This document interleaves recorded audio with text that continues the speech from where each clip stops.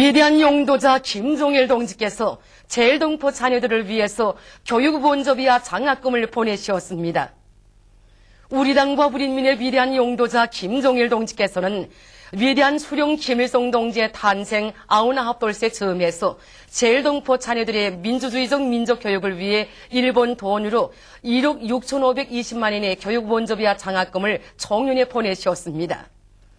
위대한 수령 김일성 동지께서와 위대한 용도자 김종일 동지께서 청년에 보내주신 교육본접이와 장학금은 지금까지 도합 157차에 걸쳐 일본 돈으로 467억 5,945만 390원에 달합니다.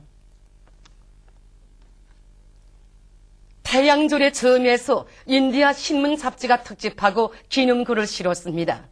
신문 크리시나 에보타 3월 28일부는 위대한 수령 김일성 동지의 사진을 모시고 김일성 주석의 탄생 99돌째 즈음하여라는 표제 밑에 여러 제목의 글들을 편집했습니다.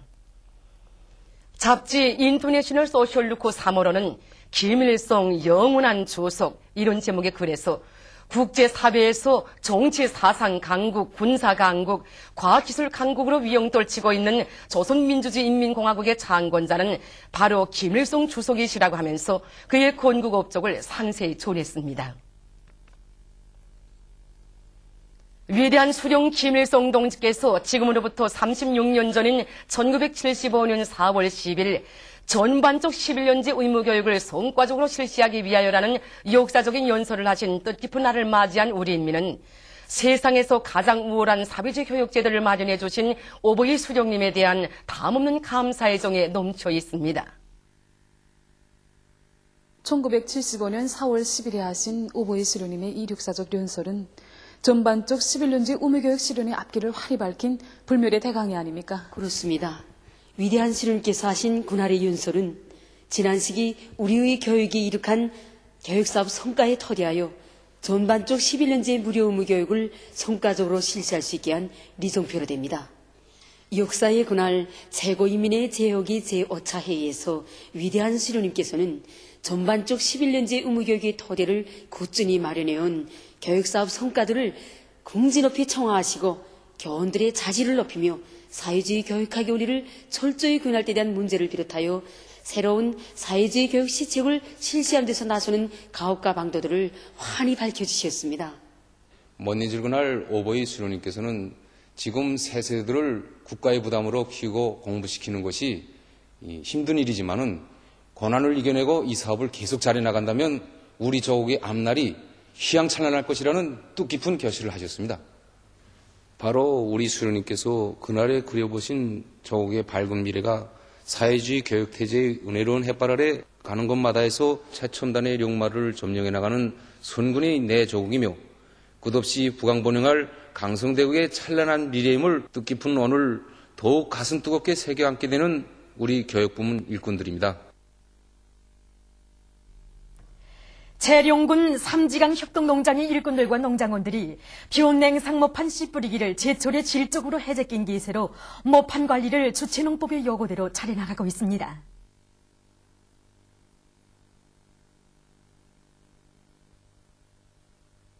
씨 뿌리기를 놓고지 않을 것 같은데 벌써 변모들이 발화가 다 잘 됐습니다.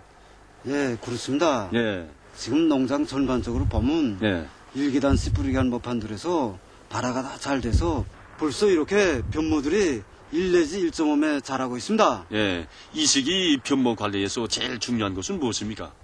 이 바늘모시개는 변모가 헛자라지 않게 2 내지 3일 동안 전면환기 시키는 게 기본입니다. 그래야 변모를 튼튼하게 키울 수 있습니다. 우리 농장에서는 요즘 낮과 밤의 온도 차이가 심한 조건에 맞게 모판관리공들의 책임성과 역할을 높여 온도관리, 용량관리를 철저히 주체농법의 요구대로 진행하고 있습니다.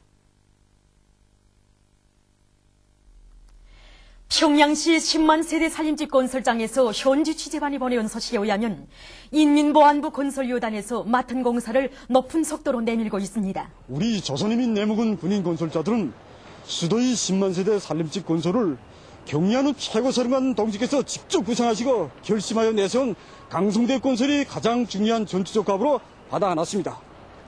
여기 전경대에서 보시는 바와 같이 인민보안부 건설여단은 2개 허더의 덩치 큰 살림집을 건설해야 합니다.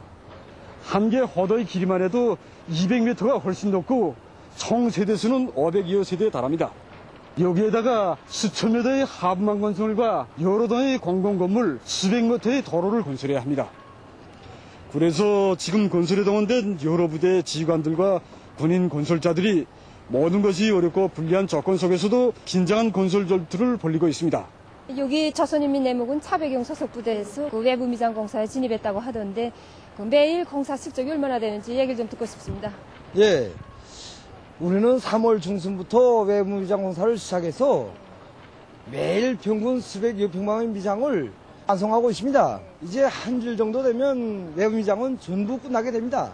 10만 세대 살림집 건설에 우리 내무군인들을 불러주신 경리하는 최고사령관 동지 구호 믿음에 높은 공사 실적으로 보답할 이념을 안고 온 부대가 떨쳐나서 자체를 보장하고 또 미장 기술을 배우고 선행 공정들을 확고히 앞세우면서 공사를 다그치고 있습니다. 대동강 과일 정확화공 공장 건설에 동원된 조선인민 내무군 군인 건설자들이 기본 건물 건축 공사를 완공하는 성과를 일으켰습니다. 우리 인민들에게 보다 유족하고 문명한 생활을 남겨주시려는 경리하는 최고사령관 동지 원대한 구상에 따라 일떠서는 이 과일 정확가공 공장은 수만 평방미터의 부지를 가진 방대한 건축공사입니다. 작업 건설량이 방대하였지만 우리 군인 건설자들은 결사관철의 투지를 가지고 자체의 힘으로 블록후드를 생산하고 또 여러 가지 합리적인 공법들을 적극 받아들여 기본 건물 건축 공사를 계획보다 앞당겨 끝내게 되었습니다. 기본 건물에는 원료 투입으로부터 제품 포장에 이르기까지 가공 처리할 수 있는 최신식 설비들을 종합적으로 갖춰 놓을 수 있게 꾸려졌습니다. 과일 가공 설비 조립이 마감 단계에서 추진되고 있는데 맞게 지금 보조 건물들에 대한 내부 공사를 비롯해서 미진된 공사 과제들을 다구쳐 끝내게 한 마지막 전투를 힘있게 벌이고 있습니다. 경의하는 장군님의 은정 속에 수도의 고리마다에 이채롭게 꾸려진 빙수 매대들에서 봉사가 시작됐습니다.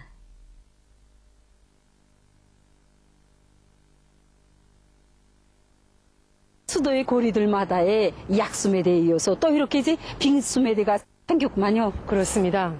우리 인민들이 식생활 향상에 언제나 깊은 관심을 돌리고 계시는 경리하는 김정일 장군님께서는 수도의 곳곳에 시원한 빙수를 봉사하는 매대를 내오도록 해주시고 또 얼음 생산 설비들과 빙수를 만드는 기계를 비롯해서 봉사에서 제기되는 문제들도 다 해결해 주시었습니다. 장군님의 다심한 운정 속에 거리마다 이렇게 빙수 매대들이 펼쳐지게 되었는데 우리 중구역에서만도 천리마거리, 승리거리 등 여러 거리들의 빙수 매대들이 많이 나왔습니다. 물을 올고 먹는 얼음 과자와는 달리 얼음을 잘게 갈아서 만든 것이 빙수인데 이 빙수에다가 딸기 탕침이나 토마토 탕침 그리고 팥 거물을 두어서 딸기 빙수, 토마토 빙수, 팥 빙수를 만들어 먹을 수 있습니다. 이렇게 만든 빙수는 무더운 여름철 더위를 막아주는 시원한 청량료일 뿐 아니라 맛이 향긋해서 먹기도 좋습니다. 우리는 지금과 같은 계절에는 팥 빙수를 봉사하고 또 딸기나 토마토 철에는 딸기 빙수와 토마토 빙수를 만들어서 봉사하려고 합니다. 인류 공동의 명절인 뜻깊은 태양절을 맞으며 성황리에 진행되게 될 제13차 김일성화 축전 준비 사업이 지금 마감 단계에서 추진되고 있습니다.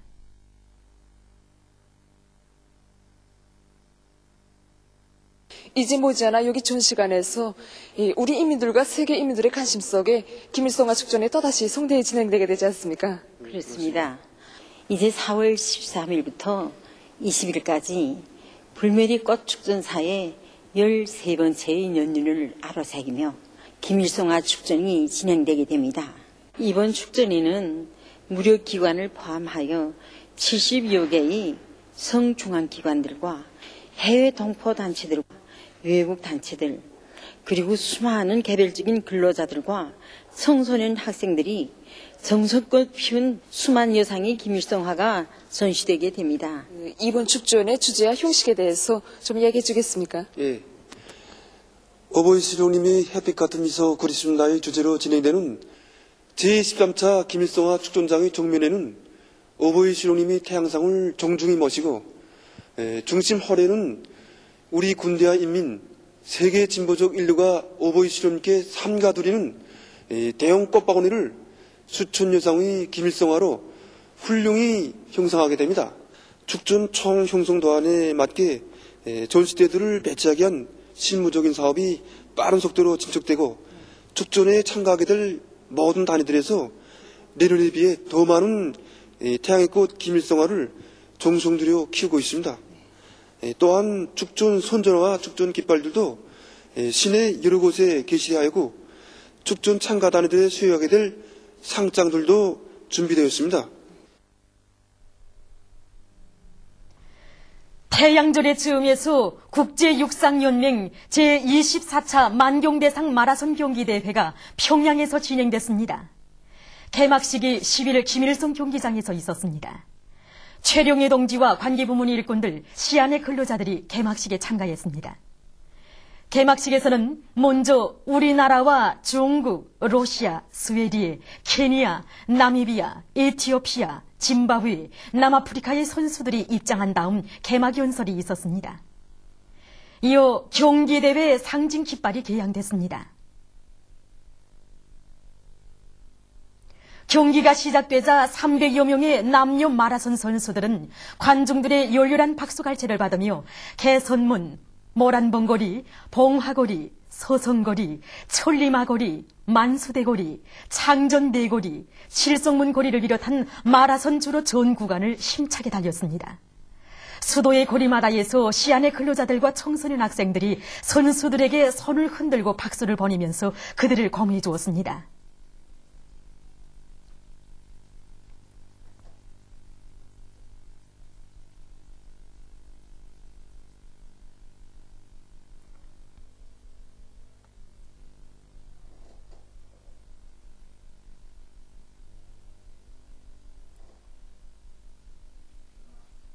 경기가 끝난 다음 순위권에 입선한 선수들에게 우승컵과 메달, 상장이 수여됐습니다.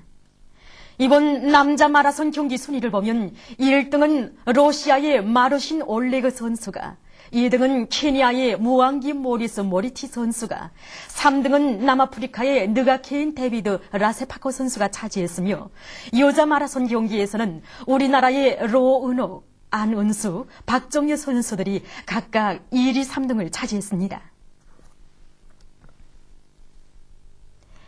다음은 인간 생활과 방사선 손량과의 관계에 대해서 연구사 림봉식 선생의 얘기를 들어보겠습니다. 요즘 매일 우리나라 환경 방사능 측정 결과와 함께 허용 한계값의 비교 자료가 보도되고 있는데 방사성 손량의 허용 한계값에 대해서 간단히 설명을 좀 들었으면 합니다. 방사선이 인체에 쪄지면 인체에서는 생물학적 효과가 나타납니다. 이 생물학적 효과의 크기는 받은 선량이 크면 클수록 크게 나타나고 작으면 작은 것만큼 효과가 작게 나타납니다. 그래서 방사선을 취급하는 부문에서는 일정한 피해를 받을 것을 전제로 하는 방사선 선량 허용 한계량을 정했습니다. 그 허용 한계값은 직접 방사선을 취급하는 성들에 대해서는 연간에 20mm 집어뜨고 일반 주민들에 대해서는 1mm 집어뜨입니다. 그런데 사람들은 천연적으로 자연에 존재하는 방사선에 의해서 연간에 평균 2.4mm 집어뜨의 선량을 받고 있습니다. 위에서 정한 허용 한계값들인 20mm 집어뜨, 1mm 집어뜨는 우리가 자연으로부터 항식으로 받는 자연 선량인 2.4mm 집어뜨를 제외하고 인공적으로 더 받게 되는 방사선 선량에 대한 허용 한계값입니다. 예, 사람들이 일상적으로 자연 방사선을 받고 있다고 하는데 그에 대해서도 좀 설명 좀 해줬으면 합니다. 네. 우리가 생활하고 있는 환경에는 우주로부터 오는 우주선, 우리가 살고 있는 토양, 우리가 호흡하는 공기, 우리 인체에 방사성 물질이 들어있는데 이로부터 사람들은 일상적으로 자연 방사선 선량을 받게 됩니다. 우리는 방사선에 대한 개념들을 정확히 알고 이제 생활해 나가는 것이 좋을 것입니다. 보도를 마칩니다.